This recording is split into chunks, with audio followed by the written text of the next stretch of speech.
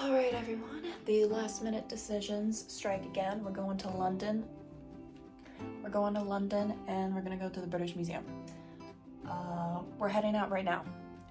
So let's see what happens, yeah?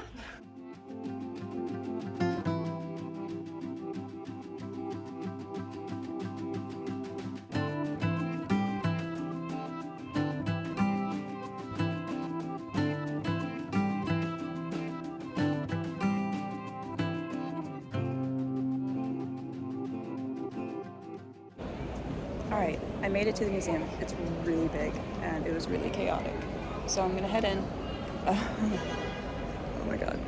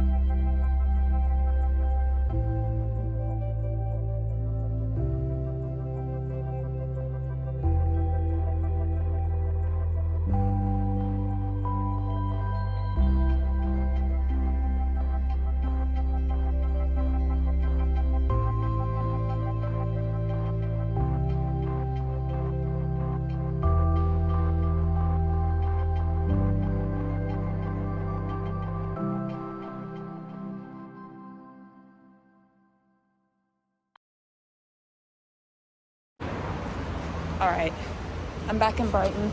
It was huge. Oh my God. I'm gonna talk a bit more about it when I'm not in public. I'm gonna get some food because I'm hungry, and yeah, I have some stuff to tell you. Okay, like there was a man who was so rude, like, come on, man. I'll tell you about that. I'm just letting you know, tomorrow's probably gonna be a rest day. It might just be like one of those, I don't know, like either no vlog at all or a very small vlog. Okay, so I'm back. Obviously, I just ate. It's great. It's fine. I just took my meds. I'm gonna play The Sims, and then I'm gonna go to bed. But that's not the point. Okay, I need to tell you about this guy at the British Museum. There's two guys actually. First off, there's this one British guy who was like in his 50s, and he was so miserable. Like, first, I was right in front of him, and we were walking, and I just hear him go, "Oh, these American tourists, they're ruining the museums," or like something along the lines of that. I hadn't seen a single other American person. Everyone else was of a completely different country. I was the only American there, I felt like. And I certainly know he wasn't talking about me because I was on my best manners. And then when we went outside of the museum because it closed, people were taking like last minute like pictures, you know, in front of the museum, so they could have like their cute little selfies of like, hey, proof that I went to the museum, fun stuff, you know, family trips, you know, a normal thing, right? And I see him again, and he's like, "God, look at these tourists taking all these pictures, so annoying." Like, oh my God, dude, you're at a museum where there's hundreds years old, thousands of years old worth of architecture and culture. Like, yeah, people are gonna want to take pictures. Crazy, right? People are gonna want pictures to, you know, remember going to the museum, or pictures of, you know, certain artifacts that may have to do with their culture and history and things like that. Like, yeah, there's gonna be people taking pictures. I'm sorry that you were so miserable, that you were so upset over the idea of someone taking a picture outside of a museum. It wasn't even inside. We were outside.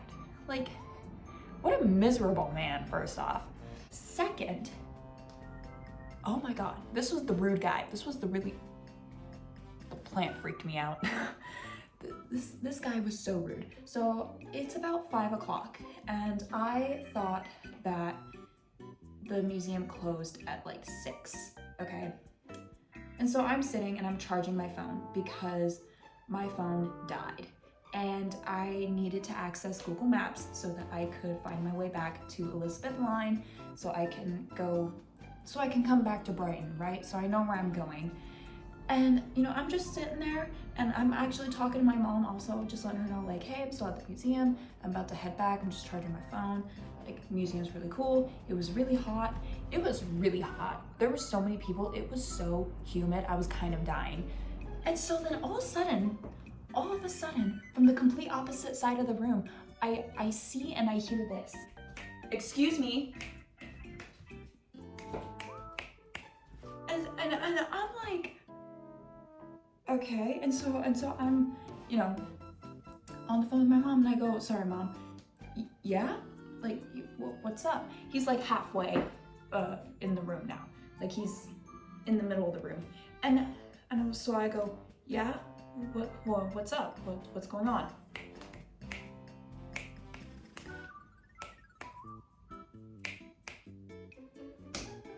"Sir, I don't know what this is. I don't speak this." And, "Excuse me? Excuse me? You're gonna snap in my face like that?" And he kept going, walking towards me, just snapping. He didn't say a single word to me. I'm standing there, I'm trying to figure out what the hell he's trying to tell me. Like, I don't have my earbuds in. I'm looking at him. I acknowledged him. I voiced hello. I voiced what's going on. Like, honey, you're an adult. use your big boy voice and tell me what you want, right? Imagine if I came to one of the security people or anyone working at the museum going like this. Like, that's insanely rude. What he was trying to tell me was that they were closing. And I found that out when he passed me and it was like this. We're closing, get out. There was zero need to be that rude. Like, it was just me in the room also. There was nobody else. Like, there were people in like the other rooms. I was in this room that didn't have like anything really in there. It was just kind of me. So there were people in like different rooms, just me in that one room. And he like, there was zero excuse, zero need to speak to me like that and to snap at me like that. Like, unbelievable. I was so mad. Listen, when people, I'm out of breath because I'm so, calm down. I'm so out of breath because I'm so pissed off. You could have very easily just said, hey, we're closing. It's time to move on. Like, you could have said that. But instead, you snap at me across the entire room and you're doing this as if I would, this could mean so many different things. Like, how am I supposed to know what this is? I don't speak this. It was so rude and I was so upset, and I'm very polite, okay? Hard to believe. I'm actually very, very polite, especially when it comes to people who are very rude to me in public situations, because I don't like conflict in public areas. It makes me panic, you know. I try to avoid that and just diffuse it by being as polite as possible, right? But snapping at me?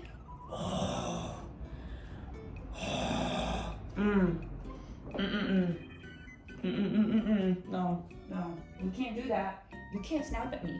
You don't snap at me. Snapping is my limit. Snapping in my face is my limit, and that man did that for an entire room. Rude. Rude. That's what I'm upset about. British Museum was fine. Okay, this is it. So, good night. Thanks for watching.